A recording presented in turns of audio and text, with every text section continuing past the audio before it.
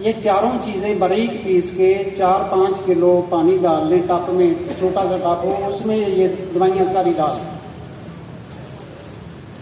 तो कोशिश करें कि दोनों हाथों से ये दवाइयों को पकड़ के ऐसे मसलना है। तकरीबन आधे घंटे के अंदर अंदर ये दवाइयाँ मसलते मसलते आपके हाथों में पेड़ा सा एक आएगा। सारी दवाई जो आपके हाथों के अंदर एक पेड़ा सा बन जाएगा। अगर इस दौरान पानी की रंगत चेंज हो जाए तो पानी बदल लें, वाइट हो या नीलू हो पानी, तो पानी बदल लें। हाँ, इसमें एक एहतियात करना है कि इस मरहम को पानी के बगैर नहीं रखना, पानी के अंदर रखी जाएगी। अगर पानी के बगैर रखेंगे तो ये एक ही रात में इंतहा की खुश्क हो जाएगी। और ये मरहम जितनी पुरानी होती जाएगी उतनी अक्सीर होगी। जले हुए पे एक बार लगानी काफ़ी है।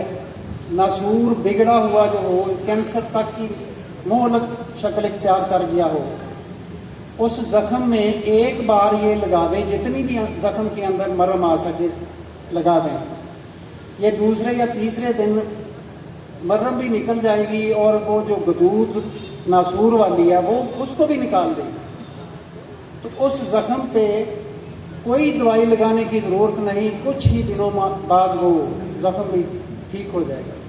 दोबारा कभी वो नसूर की मर्ज नहीं लाग हो। बहुत मेहरबानी, शुक्रिया जी।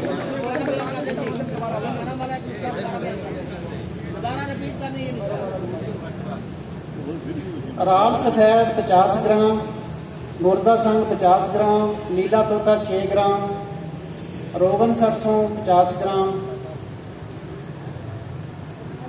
बाकी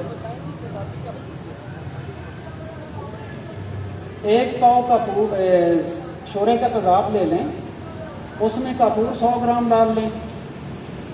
डाल के तो उसको 1 घंटा मध्यम सी आग पे पका लें। ठीक हो गया जी। फिर उसको ठंडा होने दें। तो एक टप में ठंडा पानी डाल लें, बेशक बर्फ़ वाला पानी डाल लें। वो तेज़ाब जो है उस बर्फ़ वाले पानी में डाल दें तो वो जो कपूर है वो मोम की शक्ल में ऊपर आ जाएगा। कपूर हल्का सा जर्दी माइल हो सकता है, जलता नहीं।